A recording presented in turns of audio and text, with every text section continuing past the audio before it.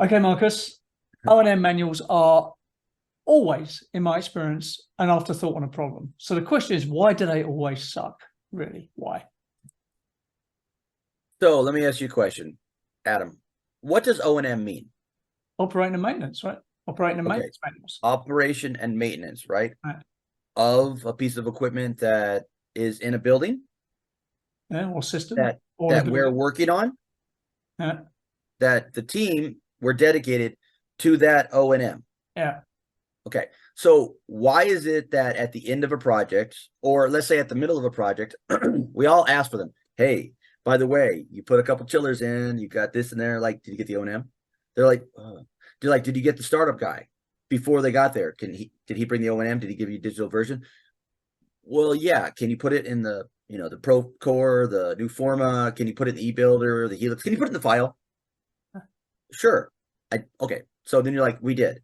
So now let's get to the end of the project when we're putting the systems manual together. We're pulling it all out. We're finding it. We're making sure it's there, making sure it's the right version, because you never know. We could be on RFI 8000, right? So it's like, okay, well, did we redline it? Did we change it? Did we do this? Did it change?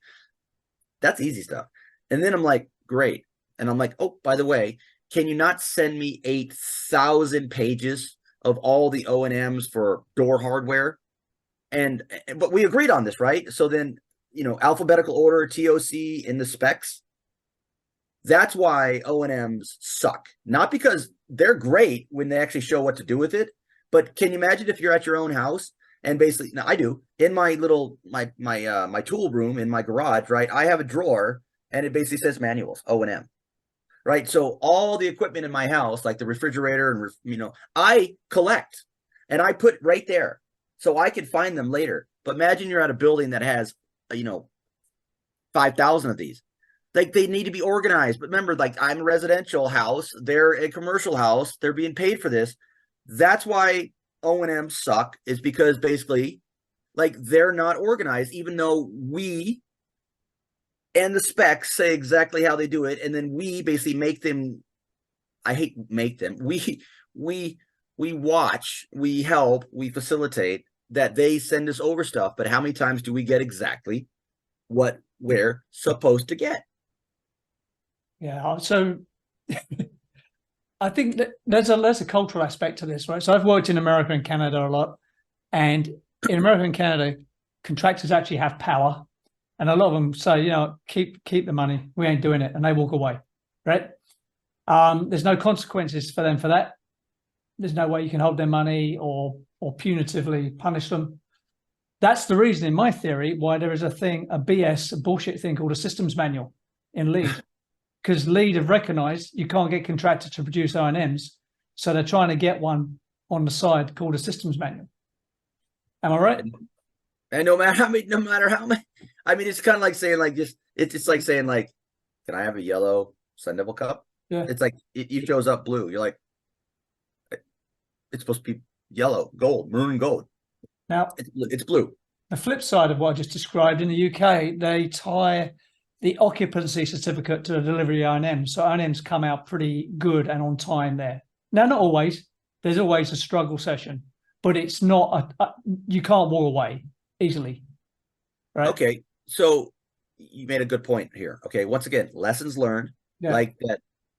So why do we benchmark something? Why do we highlight it? Right? Because they do it better. So this brings up a story that I was talking to you, I don't know, a couple weeks ago or something like that, when I asked. I mean, remember, you're a little older than me and more wiser, that's for sure. But when you're like, oh, I sold a commissioning company back in '99, and I'm like, 99, I'm like, commissioning, and what was your answer? It's been around a long time, right? Where? Everywhere, UK. Right. No, I know, but what I mean is, like, it's just like it's been around. We've been doing this. There are some places in the world that do so many things better than others. Why are we not benchmarking all those amazing places? So when we go to these conferences, like, oh, by the way, Finland does this better, Sweden does that better, and then they're gonna go, it's the size of Delaware. It doesn't matter. They do it better. So can we adopt some of it? Because big companies could really learn from little companies again, right? Because that big company was once a little company. And then what happens? We all know we lose QA, QC when we get too big. I can tell you why, the exact reason why I know that happens. It's called NIMBYism here, not invented here. Right? No, that's not in my backyard NIMBYism, not invented here. I can't remember what the acronym is. Not invented here is syndrome, right? So when you're top dog, like the Brits were once and you guys are now, if it ain't your idea, it ain't shit. No. Yeah. but at the end of the day, when we're basically trying to deliver a product, Yeah. and then the most important piece, when you're like, where's like the first thing that we do when someone's like, how do I change a setting on the pump? You're like, I mean, now let's talk about the other elephant in the room that's turned out to be a bit of a lie or something that's not quite delivered yet. BIM, Revit, and digital delivery, right?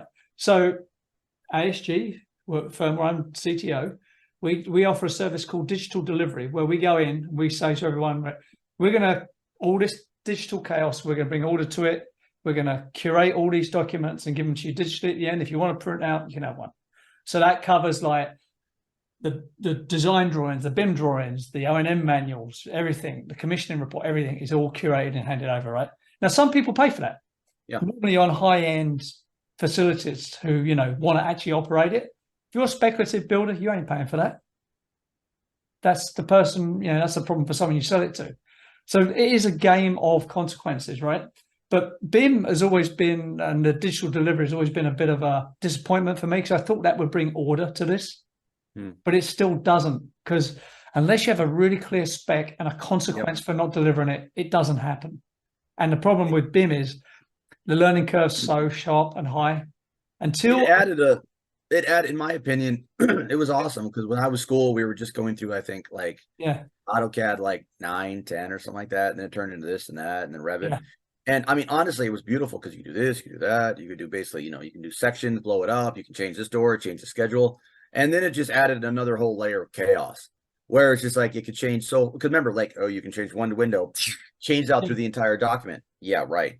Except that the pipes and everything else like that. Then we had Revit structural. Then we had basically Revit mechanical. And then we had, and then of course you got to have, clash detection. You got to buy another piece. And you have another thing. Instead of basically having layers and layers, like we all went through, we used to go through and like, no, that pipe, that piece of metal, that joist. And then you get in the field and you start like, where did it go? What's going on? Where are the big question is as-built, O&Ms. It's like we're always trying to catch up, because the projects are going at like the speed of light, because we're trying to basically, we have a certain time for a bench loan, and they cut the checks. I get it. There's always money involved, and the longer you take, the more money it's going to waste, and the owner's not going to get the return on their investment. I completely understand. See, because what happens really, right? The job gets handed over eventually, bit by bit. The FM team come in and they assume that everything they get is inaccurate and sucks, and they just go around and start auditing everything themselves. Yep. Right. So there's a double economic loss there. Right. They've not been given the information they're supposed to have. Then they have to repeat a load of work to set up their FM system, their CAFAM system. Right. So to stop this being a whinge festival, I have some solutions to this problem, and they are threefold, I suppose. Let's say twofold. One, you better specify it right, or you cannot moan or complain about this at all. If you're an owner, do not moan to me if you've allowed a spec to go out that doesn't list exactly what you want, when you want it, how you want it. Do the spec have teeth? Right. So let's come on to that. The next thing I would advise you to do, again, this is Adam's world and it's full of crazy people, right? So you shouldn't take any attention to me, is I would call out in the tender document, I want a provisional sum for the O&M manuals. And then post-contract, I will decide whether to give that to the contracting firm or give it to a specialist to deliver, whose whole job is writing and delivering O&M manuals. Because if you break that out, the contractor is so consumed with the price of concrete and rebar and building a thing, they do not give a flying hoot about the O&M manuals. And normally the people who wind up doing it is the intern in the office who's not smart enough to get out of the way, right? It's always at the end, the last person trying to find it. We're So all you've there. got to make that a provisional sum and make sure it's a reasonable sum, because if they put in some BS number, you've got to call them out on it before you give them the contract. And then you take that sum and you instruct it to a specialist, you give it to them, and you give them hard milestones. I want the draft 3 months before substantial completion. Yeah. And if you don't, this is the penalty. Every day it's late. Now, I've seen that work. I've seen that exact solution work on several jobs. Just few people have the actual balls to do it.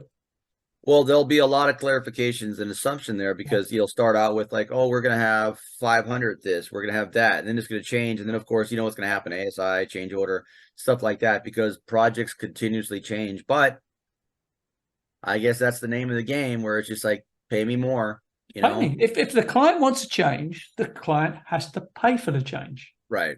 Well, This not is the everybody problem sees it with like that. clients. They want to change their mind free of charge every 5 minutes. You can't do That's right? true. So anyway, that's where I am with it. There is a solution.